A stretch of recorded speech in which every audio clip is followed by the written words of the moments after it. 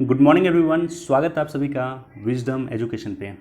आज 17 अक्टूबर 2020 है। दैनिक जागरण के राष्ट्रीय संस्करण का कंप्लीट न्यूज़ एनालिसिस करेंगे।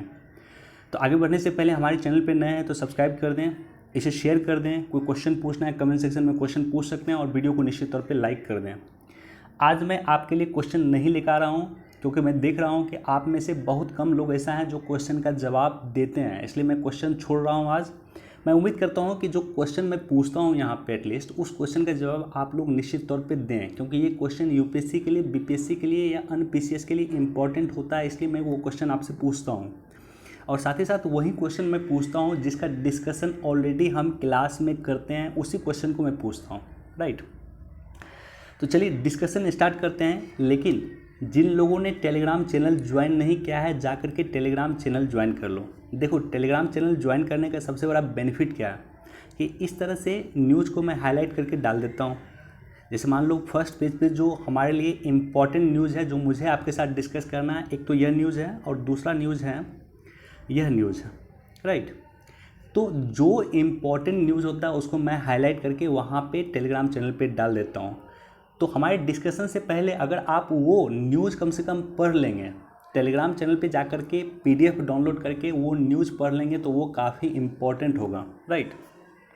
तो आप सभी लोग टेलीग्राम चैनल निश्चित तौर पे जाकर के ज्वाइन कर लें। तो चलिए डिस्कशन स्टार्ट करते हैं। जो पहला इम्पॉर्टेंट टॉपिक मुझे आपके साथ डिस्कस करना है वो करना है जस्टिस लोकुर रखेंगे पराली जलाने पे नज़र। ये जो है जस्टिस लोकुर की तस्वीर है, सुप्रीम कोर्ट के पूर्व न्यायाधीश रहे हैं यह। और एक जो है यह क्या करेंगे कि दिल्ली के आसपास के क्षेत्रों में जो पराली जलाई जाएगी उस पर नज़र रखेंगे जस्टिस लोकुर। देखो, सुप्रीम कोर्ट ने क्या किया है कि एक सदस्य समिति नियुक्त किया है, एक सदस्य समिति, यानी एक ही सदस्य होगा और वो सदस्य हैं जस्टिस लोकुर। इसके साथ साथ national cadet corps, national service schemes तथा भारत स्काउट और गाइड इस काम में समिति की मदद करेंगे, यानी जस्टिस लोकुर की वो मदद करेंगे कि किस तरह से पराली जो जलाया जाता है उसको किस तरह से कंट्रोल किया जाए। दिल्ली एयर पोल्यूशन लगातार चर्चा में बना हुआ और हमने डिस्कशन में आपको बताया था कि दिल्ली एयर पोल्यूशन को निवारण के लिए सरकार कई सारे काम कर रही है। जैसे सरकार बहुत जगह स्मोक टावर लगा रही है, जैसे सरकार ने ऑड इवन की रणनीति दिल्ली एयर पोल्यूशन को रोकने के लिए लगाई थी।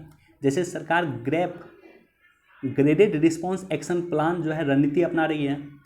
तो इसी रणनीति में आप जो पॉइंट बनाएंगे दिल्ली एयर पोल्यूशन को किस तरह से रोका जाए, अगर इसका नोट्स बना रहे हैं तो इसी नोट्स में आप इस बात को ऐड कर सकते हैं कि जस्टिस लोकुर जो है पराली जलाने की जो दिल्ली के आसपास के क्षेत्रों में जो पराली जलाया जाता है उस पर जस्टिस लोकुर नज़र रखेंगे। और यह काम भी सरकार के द्वारा किया गया, इनफैक्ट सुप्रीम कोर्ट के द्वारा यह काम किया गया, राइट।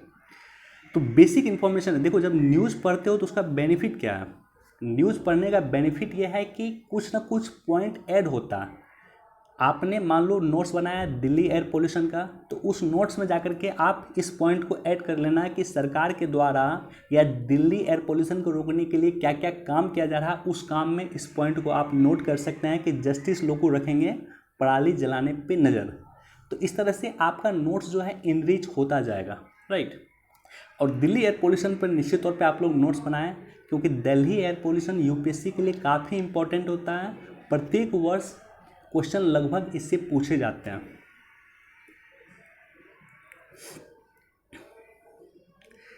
एलएसी पे हथियारों के साथ चीनी सेना की मौजूदगी गंभीर चुनौती। हमारे देश के विदेश मंत्री जयशंकर जी का कहना है कि जो चीनी सेना है ये जो हथियारों के साथ जो अभी उपस्थित है एलएसी पे, line of actual control, LAC, हमारी जो चीन की सीमा है उसको बोलते हैं एलएसी, और पाकिस्तान के साथ जो सीमा है उसको कहा जाता है एलओसी। तो एलएसी पे जो है हथियार के साथ चीनी सैनिक है, यह निश्चित तौर पे गंभीर विषय है। और ऐसा पहली बार हुआ है कि 1975 के बाद, 1975 के बाद भारत और चीन के सैनिकों के बीच में झड़प हुई है एलएसी पे, राइट। जिसमें हमारे देश के 20 सैनिक जो है शहीद हुए हैं और चीन के लगभग 40 के आसपास सैनिक शहीद हुए थे इसमें, राइट। तो एक बार इसको देख सकते हैं।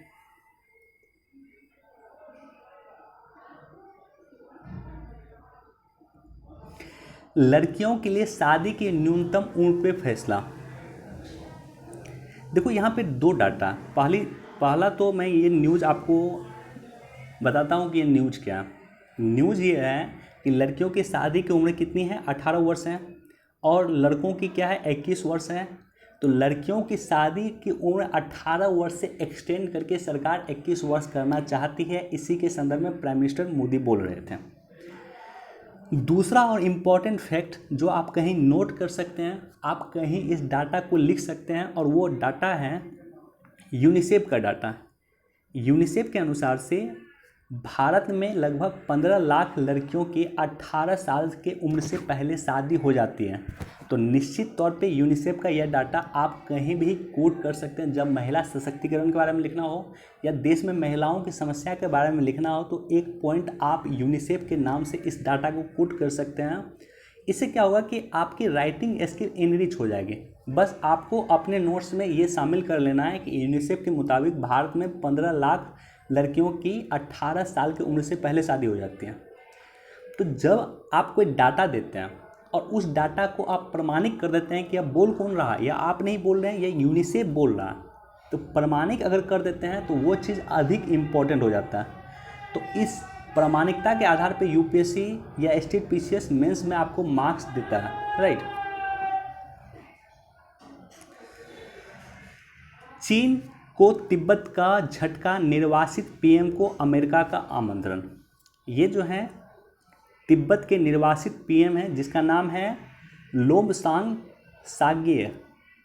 लोब्सांग सांग्ये इसका नाम है। तिब्बत के निर्वासित प्राइम मिनिस्टर है यह, और ये भारत के धर्मशाला में निवास करते हैं। जो तिब्बत की गवर्नमेंट है, तिब्बत की निर्वासित सरकार है, जो भारत के धर्मशाला में, जो हिमाचल प्रदेश में है, वहाँ पे रहते हैं। तो अब क्या हुआ है कि अमेरिका जो है इसको आमंत्रण दिया। देखो, सांगे को जो है अमेरिका के द्वारा आमंत्रण मिला है कि आप आइए, अमेरिका आइए, और हमने जो विशेष दूत नियुक्त किया है।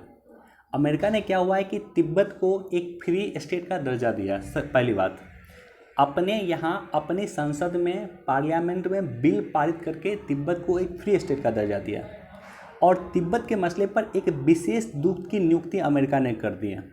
तो अमेरिका ने तिब्बत के निर्वासित प्राइम मिनिस्टर को आमंत्रण दिया है, सांगे को आमंत्रण दिया है कि आप आइए अमेरिका, और जो विशेष दूत से आप मिलिए और अपनी समस्याओं से उसे समाधान कीजिए या ऐसी समस्याओं को बताइए। तो निश्चित तौर पे चीन के लिए एक आक्रमणकारी रवैया जो है, आक्रामककारी रवैया अमेरिका अपना रहा है, और मुझे लगता है कि भारत को भी अब एक आक्रामककारी रवैया चीन के प्रति अपनाना चाहिए। भारत को भी तिब्बत को मान्यता नहीं देना चाहिए। देखो, इंडिया और चाइना के बीच में जो भी डिस्प्यूट है किसको लेकर के हैं, तिब्बत को लेकर के हैं। अगर एक तरह से आप देखो तो हमारी जो बाउंड्री है वो तिब्बत के साथ है, चीन के साथ नहीं है। लेकिन तिब्बत पे क्या हुआ है कि 1950 में चीन ने तिब्बत का अधिग्रहण कर लिया। चीन ने तिब्बत को अपने में मिला लिया, जिसके कारण हमारी डायरेक्ट बाउंड्री हो गई चीन के साथ। दूसरी गलती भारत सरकार ने क्या की थी, 2003 के समय में भारत सरकार ने तिब्बत को जो है चीन का भाग मान लिया था। भारत सरकार ने एक्सेप्ट किया कि तिब्बत जो है जो चीन का हिस्सा है। तो हमें यह मान्यता छीननी चाहिए। हमें यह बोलना चाहिए कि तिब्बत जो है डिस्प्यूटेड टेरिटरी है, या तिब्बत जो है एक फ्री स्टेट है जिस पे ज़बरदस्ती चीन ने अधिग्रहण किया है। तो जिस तरह से आक्रामक रवैया अमेरिका अपना रहा है चीन के प्रति, उसी तरह से भारत को भी अपनाना चाहिए, मेरा ऐसा पर्सनल मानना है। बाकी नाम याद रख लेना इनका, सांगे साहब हैं, ये तिब्बत के निर्वासित प्रधानमंत्री हैं, सांगे नाम है इसका।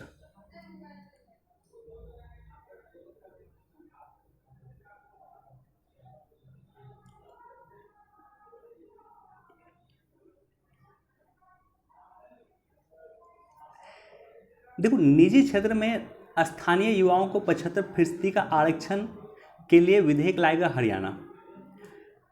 मैं आपको ये बस बताना चाहता हूँ कि ये गलत क्यों हो सकता है। ये देश के लिए विनाशकारी कदम साबित हो सकता है। क्यों?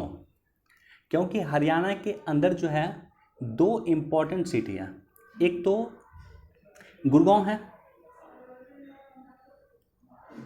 और दूसरा है फरीदाबाद। गुड़गांव और फरीदाबाद दोनों ही दिल्ली एनसीआर का पार्ट है, लेकिन दोनों पड़ता है किसमें? हरियाणा में पड़ता है। अगर मान लो हरियाणा सरकार इस तरह की रणनीति लाएगी कि 75% निजी कंपनी में जो है हरियाणा के बच्चे ही वहाँ पे जॉब कर सकते हैं, तो गुड़गांव और फरीदाबाद दोनों ही आईटी हब है। विदेश की बहुत बड़ी बड़ी कंपनी यहाँ पे काम कर रही है और वहाँ पे काम करने वाले अधिकतर लोग बिहार के हैं, यूपी के हैं। जो इंजीनियर है वो यूपी और बिहार से नॉर्मली वहाँ पे हैं। तो ऐसी कंडीशन में अगर हरियाणा गवर्नमेंट ये बिल लाएगी तो वहाँ के एमएनसी के लिए काम करना मुश्किल हो जाएगा। वहाँ के एमएनसी के लिए हरियाणा से पढ़े लिखे या हरियाणा से उस लेवल के इंजीनियर को ढूंढना मुश्किल हो जाएगा। तो पहला रीज़न है कि विदेशी कंपनी इससे प्रभावित हो सकती है, एमएनसी इनसे प्रभावित हो सकते हैं। दूसरा कारण है कि अगर मान लो कि इस तरह का बिल अगर हरियाणा लाती है, कल के डेट में हो सकता है यूपी इस तरह का बिल लाए, इस तरह का बिल बिहार भी ला सकती है। तो ऐसे कंडीशन में एक राज्य के युवा का दूसरे राज्य में जाकर के नौकरी करना काफ़ी मुश्किल होगा। गवर्नमेंट सेक्टर में अभी बहुत सारा स्टेट ऐसा है जिन्होंने गवर्नमेंट सेक्टर में ऐसा बिल ला दिया है कि गवर्नमेंट सेक्टर में जो जॉब करेगा वो उसी राज्य का निवासी होगा, लेकिन प्राइवेट सेक्टर में एटलीस्ट ऐसा नहीं करना चाहिए। मेरा ऐसा पर्सनल मत है, बाकी इसको एक बार देख सकते हैं आप।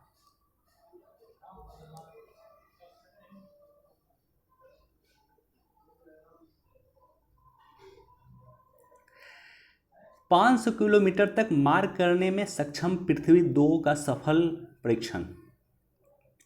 पृथ्वी 2 का सफल परीक्षण किया गया और ऐसा नहीं कि पृथ्वी 2 मिसाइल का पहले परीक्षण नहीं हुआ था, लेकिन इसको परीक्षण किया गया 7:30 बजे रात में, यानी रात में भी यह मिसाइल सफलतापूर्वक परीक्षण कर सकती है, इसको लेकर के परीक्षण किया गया। और यहाँ पे देखो एक इम्पॉर्टेंट फैक्ट दिया हुआ कि यह पहली मिसाइल है जिसे डीआरडीओ ने integrated guided missile development programme के तहत तैयार किया था। यह काफ़ी इम्पोर्टेंट प्रोग्राम है। तो थोड़ा सा मैं ये प्रोग्राम के बारे में आपको बता दूं। Integrated guided development missile development programme IGMDP doctor APJ Abdul Kalam का ये सपना था और उसी के द्वारा जो है इसकी शुरुआत किया गया था। ये प्रोजेक्ट स्टार्ट हुआ था 1982-83 में और एंड हुआ 2008 में। इसका 5 लक्ष्य था, 5 मिसाइल बनाना इसका लक्ष्य था। नाम याद रख लेना, integrated guided missile development programme के तहत 5 मिसाइल बनाया गया और 2008 तक 5 मिसाइल बना लिया गया है और उसके बाद इस प्रोग्राम को समाप्त कर दिया गया। तो पहला मिसाइल है पृथ्वी, दूसरा है त्रिशूल, तीसरा है आकाश, चौथा है अग्नि और 5वां है नाग। ये 5 मिसाइल बनाना integrated guided missile development programme का पार्ट था, हिस्सा था। तो बेसिक इन्फॉर्मेशन है, याद रखना। और दूसरा कि पृथ्वी मिसाइल जो है वो बैलिस्टिक मिसाइल है। मैंने आपको बताया था कि बैलिस्टिक मिसाइल क्या होता है। जैसे मान लो पृथ्वी का ये पार्ट है और आपको टारगेट किए हो इस पार्ट को, तो ये मिसाइल इस तरह से इस टारगेट को हिट करेगी, एक स्लोप के माध्यम से इस टारगेट को हिट करेगी, राइट।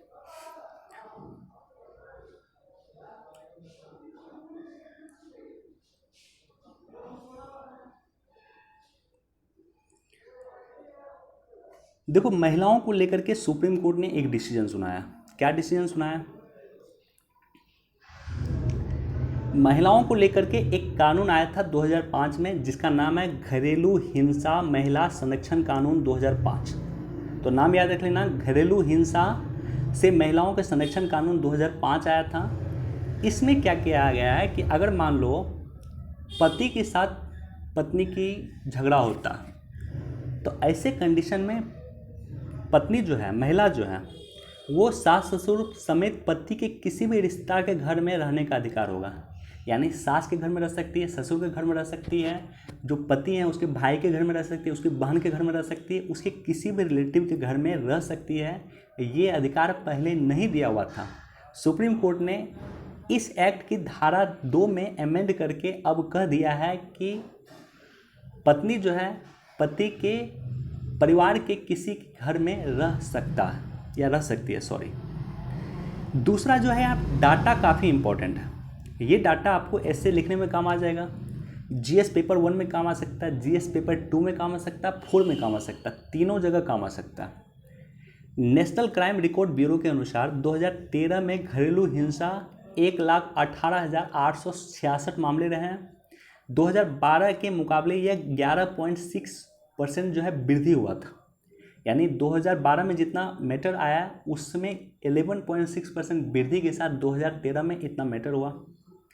और इसके अलावा 2018 में घरेलू हिंसा के तहत सबसे ज़्यादा मामले सामने आए, जिसमें महिलाओं के पति या अन्य रिश्तेदार शामिल थे।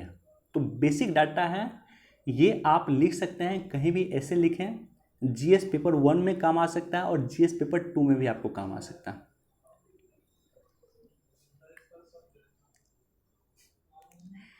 देखो, न्यू एजुकेशन पॉलिसी आई है। न्यू एजुकेशन पॉलिसी को किस तरह से इम्प्लीमेंट किया जाएगा, तो इसके लिए 2022 तक न्यू एजुकेशन पॉलिसी को सरकार को इम्प्लीमेंट करना है। 2022 ही क्यों? क्योंकि हमारी आज़ादी का 75वां वर्षगांठ मनाया जाएगा 2022 को। तो इसके लिए जो है एक प्रोग्राम आया था, देखो स्टार्स, हमने बताया था आपको, स्टार्स प्रोग्राम आया था। इसका फुल फॉर्म है strengthening teaching learning and result for states. आज से 3 से 4 दिन पहले आया था स्टार्स प्रोग्राम, नाम याद रख लेना। इस प्रोग्राम का मूल मकसद क्या है? तोता रटंत, यानी एक बच्चे को पूरा पूरा रटा दो तो उसको कहा जाता है तोता रटंत। जैसे आप देखते होंगे कि तोता वगैरह को अभी आज भी देखते होंगे कि उसको रामचरितमानस याद होता है, क्योंकि उसको रटाया जाता है इस तरह से, किसी का नाम याद होता है तोता को, समझे। तो ये संस्कृति समाप्त किया जाएगा, रटाने की संस्कृति समाप्त करके हमें उसे एजुकेशन प्रोवाइड करना है, हमें उसे लिटरेट करना है, हमें उसे शिक्षित करना है। किसी चीज़ के पीछे कारण क्या हो सकता है उसे जानने की इच्छा प्रोवाइड करना और उसे हमें जानकारी देना।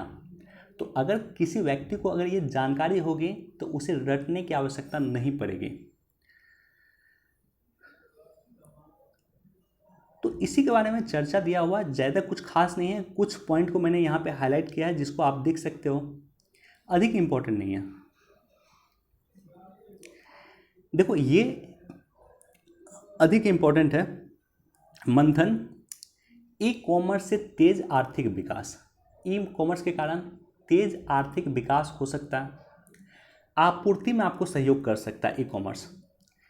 आपने लॉकडाउन के समय देखा होगा, किसी व्यक्ति को कोई चीज़ की आवश्यकता थी, वो दुकान नहीं जा पाता था, तो वो कहाँ से सामान मंगाता था? तो ई कॉमर्स इंडस्ट्री से सामान मंगाता था। तो कोरोना वायरस के समय में ई कॉमर्स इंडस्ट्रीज काफ़ी फलित फूलित इंडस्ट्रीज बनी है, काफ़ी उसमें ग्रोथ हुआ।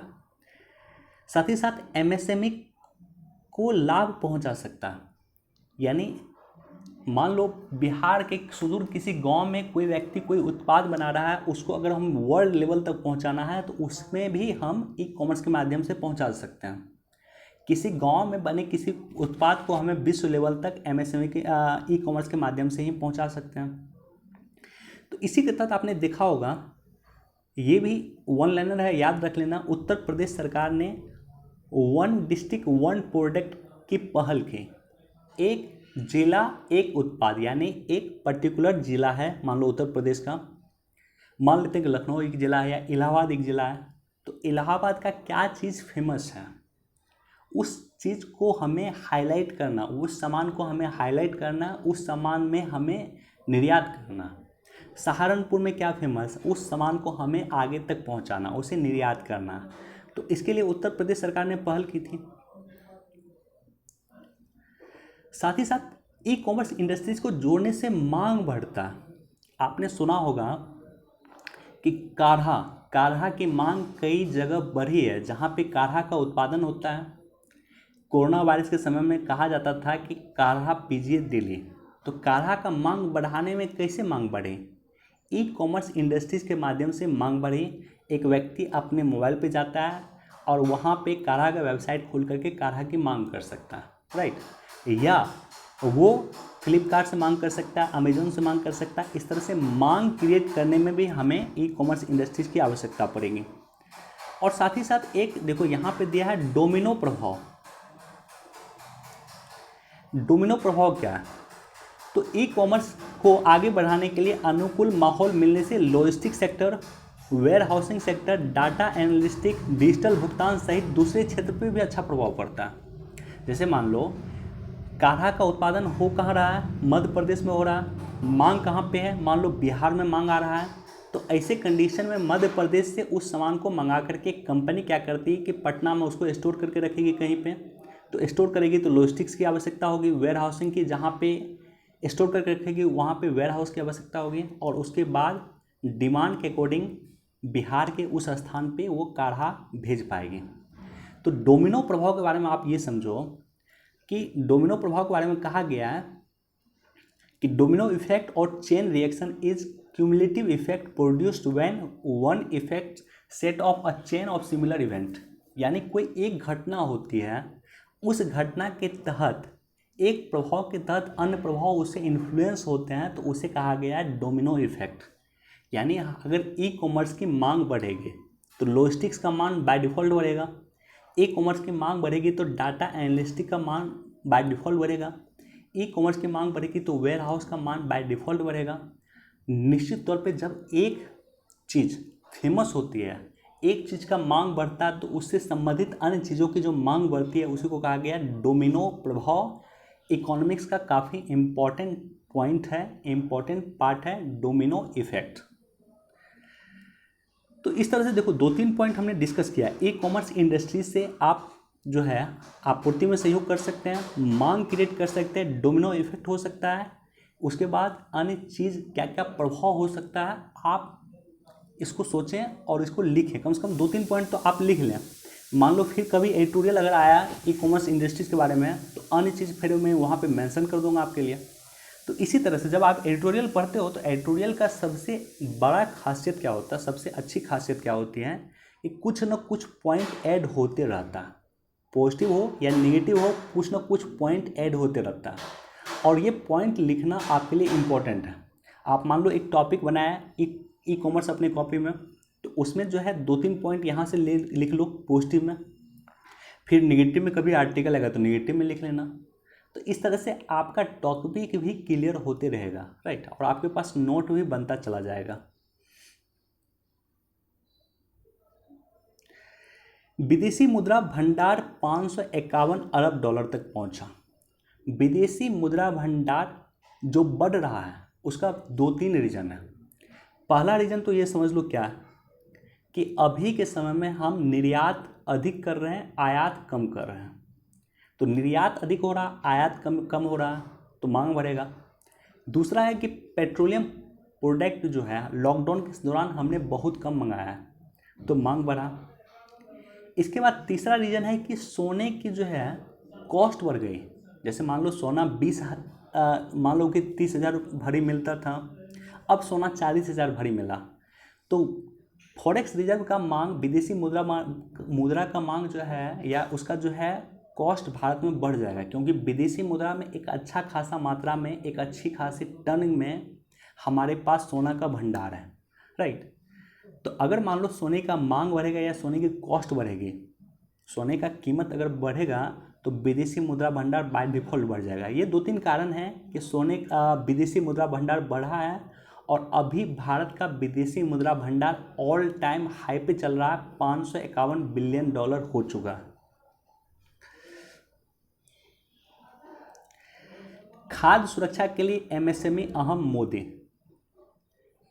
देखो FAO के 75वां वर्षगांठ मनाया गया, और इस अवसर पे प्राइम मिनिस्टर मोदी ने 75 रुपये का सिक्का जारी किया। तो सबसे पहले हम देखते हैं कि FAO क्या है। फूड एंड एग्रीकल्चर ऑर्गेनाइजेशन, खाद्य और कृषि संगठन, संयुक्त राष्ट्र का एक पार्ट है, एक अंग है, एक स्पेशलाइज्ड एजेंसी है जिसकी स्थापना 1945 में की गई थी, और इसका 45वां वर्षगांठ इधर मनाया गया। इसका हेडक्वार्टर कहाँ है? हेडक्वार्टर इटली में है। इसका बेसिकली काम क्या है कि इसका काम है कि कृषि की उत्पादकता बढ़ाना, ग्रामीण आबादी के जीवन निर्वाह की स्थिति में सुधार करते हुए पोषण तथा जीवन स्तर को उन्नत बनाने में सहयोग करना। तो ये काम है। यूनाइटेड नेशन पे मैंने एक स्पेशल वीडियो बनाया था जिसमें जितना भी यूनाइटेड नेशन का संगठन था सब का हमने डिस्कस किया है, तो आपको लिंक डिस्क्रिप्शन में मिल जाएगा, देख लेना। लगभग 30 से 35 संगठन का हमने डिस्कस किया था एक वीडियो में, काफ़ी इंपॉर्टेंट है। साथ ही साथ इससे रिलेटेड कुछ पॉइंट जो है, कुछ फाइल मैंने अपने टेलीग्राम चैनल पे डाला था, मैं एक बार दिखाता हूँ आपको। देखो यहाँ पे क्या है, प्राइम मिनिस्टर मोदी ने इस समय विभिन्न प्रकार की फसलों की 17 फसलों की जो है बायो फोर्टिफाइड वैरायटी जारी किया। बायो फोर्टिफाइड क्या होता है, यूपीएससी का फेवरेट क्वेश्चन है। जैसे मान लो चावल की एक दाना, राइट, इसमें मान लो विटामिन ए पाया जाता है, तो इसी चावल में हमें विटामिन बी भी इंक्लूड कर देना, विटामिन सी भी इंक्लूड कर देना, प्रोटीन भी इंक्लूड कर देना। तो इसके लिए स्पेशल किस्म का वैज्ञानिक लगातार मेहनत कर रहे हैं कि स्पेशल किस्म का चावल तैयार किया जाए, स्पेशल किस्म का धान तैयार किया जाए, मक्का तैयार किया जाए, अन्य चीज़ें तैयार किया जाए जो बायो फर्टिफाइड हो, यानी ज़रूरत के अनुसार से उसमें जो है पोषक तत्व उसमें इंक्लूड किया जा सके, राइट। तो मैं दिखाता हूँ कल जो मैंने अपने टेलीग्राम चैनल पे डाला था। देखो बायो फोर्टिफाइड यहाँ पे देखो चावल की किस्म जो भारत बना रहा है ये है गेहूँ, जैसे CR धान 315 नाम है, गेहूँ का HI 1633 नाम है। इसी तरह से जो इतना जो है 17th बायो फोर्टिफाइड फसल भारत सरकार जो तैयार की है उसके बारे में दिया हुआ। एक बार इसको देख लेना, सबका नाम देख लेना, हो सकता है इसी से क्वेश्चन यूपीएससी पूछ दें कि जैसे पूछ सकता है कि गिमर GIMAR गिमर फूड जो है किसकी बायो फोर्टिफाइड कौन फसल किससे संबंधित है, किस फसल से संबंधित है, तो यह संबंधित है मूंगफली से, राइट। तो इस तरह से नाम आपको पूछ सकता है। PM32 जो बायो फोर्टिफाइड फसल है किससे संबंधित है, तो वो सरसों से संबंधित है। तो एक बार नाम देख लेना, एक बार उसको याद कर लेना। यूपीएससी क्वेश्चन पूछ सकता है, स्टेट पीसीएस क्वेश्चन पूछ सकता है, वनडे एग्जाम में भी क्वेश्चन पूछा जा सकता है। खास करके ये 17 क्योंकि प्राइम मिनिस्टर मोदी ने इसको खुद शेयर किया है, तो इसलिए यूपीएससी और स्टेट पीसीएस के लिए काफ़ी इंपॉर्टेंट हो जाता है, राइट।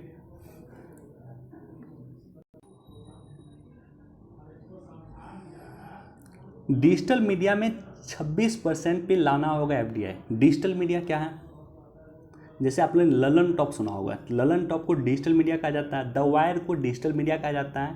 तो इसमें जो है FDI की सीमा, फॉरेन डायरेक्ट इन्वेस्टमेंट की सीमा 26% सरकार कर रही है, और 26% लाने के लिए सरकार प्रतिबद्ध है। सरकारी रूट से, गवर्नमेंट रूट से ये निवेश आ सकता है। मान लो ललन टॉप में कोई व्यक्ति इन्वेस्टमेंट करना चाहता है अमेरिका से, तो उसके लिए सरकार से परमिशन लेना होगा, और उस परमिशन के बाद 26% तक वो निवेश कर सकता है ललन टॉप में।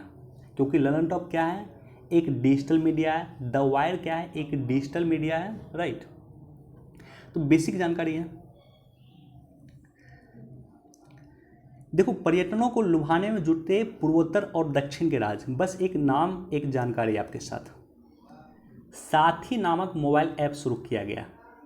क्यों शुरू किया गया, पर्यटन को लुभाने के लिए साथी नाम का ऐप शुरू किया गया है। किसने शुरू किया गया है, केंद्रीय मंत्री ने राज्यों तथा तय प्रोटोकॉल के तहत कोरोना के तहत सुरक्षा को लेकर के पूरी तरह तैयारी करने का निर्देश दिया, और इस दौरान उन्होंने साथी नामक ऐप की शुरुआत किया, राइट। तो ये पर्यटन को बढ़ाने के लिए इस ऐप की शुरुआत की गई है। बेसिक जानकारी है, इतना याद रख लेना।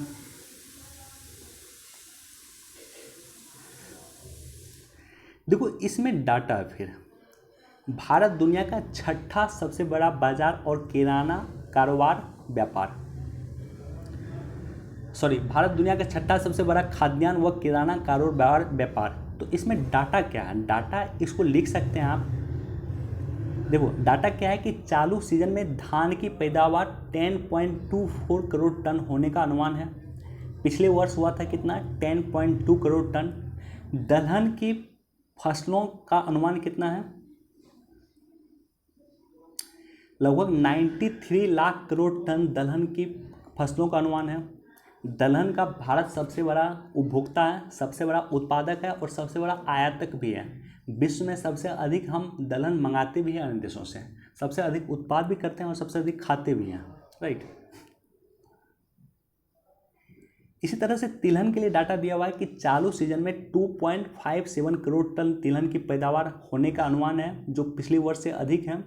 और मोटे अनाज की जो पैदावार होगी वो 3.28 करोड़ टन होगी, जो पिछले वर्ष से कम है। तो बेसिक डाटा है, ये डाटा जो है इस तरह से अगर पेपर में देता है तो आप इसको कहीं कॉपी पर लिख सकते हैं, बाद में ये आपको काम दे सकता है। अब इसको देखो, टीवी के बाद एसी के आयात पे भी लगे रोक। हम टीवी किससे मंगाते थे? हम टीवी मान लो मंगाते थे चीन से, ज़्यादातर चीन से ही आता था। तो हमने उसके व्यापार पे रोक लगा दिया, हम चीन से अब नहीं मंगाएंगे, हमें आत्मनिर्भर बनना है। और इसके बाद हमने एसी के व्यापार पे भी रोक लगा दिया, हम एसी भी नहीं मंगाएंगे। अब चीन ने क्या किया? चीन ने चालाकी क्या किया? हमारा आसियान के देशों के साथ फ्री ट्रेड एग्रीमेंट है, हमारा मान लो थाईलैंड के साथ फ्री ट्रेड एग्रीमेंट है, क्योंकि थाईलैंड एक आसियान का देश है। तो चीन को पता है कि ये फ्री ट्रेड एग्रीमेंट भारत ने किया है थाईलैंड के साथ।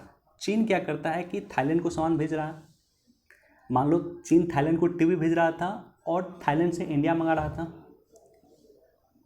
तो भारत सरकार ने जब चीन की इस चालाकी को देखा तो भारत इस पे भी रोक लगा रहा। यानी ऐसे सामान जो मान लो आसियान के देश चीन से मंगाते हैं, और चीन से मंगाते हैं इसलिए कि वो इनडायरेक्ट तौर पे हमें निर्यात कर सके, इनडायरेक्ट तौर पे चाइना आसियान देशों के माध्यम से भारत को सामान भेज सके, इस पे भी भारत सरकार रोक लगा रही है, राइट।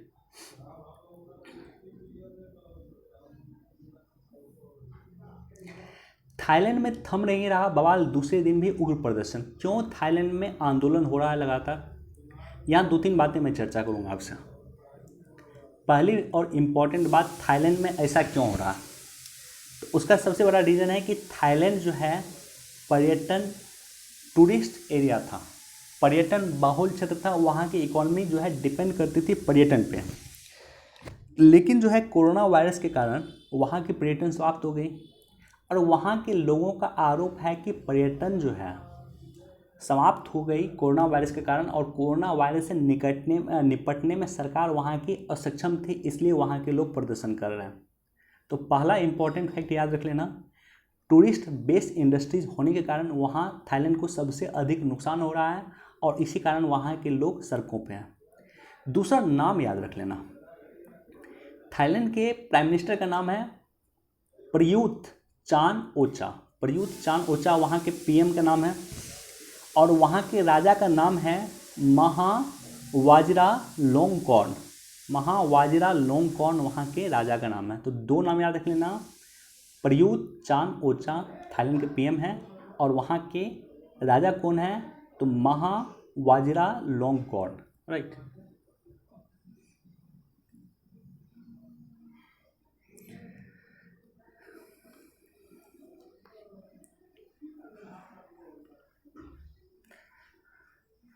देखो ये डाटा दिया हुआ कि भारत में पिछले 5 वर्ष में सबसे अधिक मौत किससे हो रही है।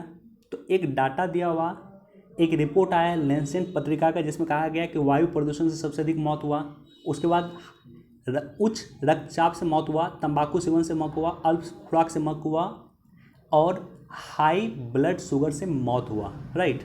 तो ये सारा का सारा डाटा दिया हुआ है, एक बार डाटा देख सकते हैं, बहुत ज़्यादा इंपॉर्टेंट नहीं है।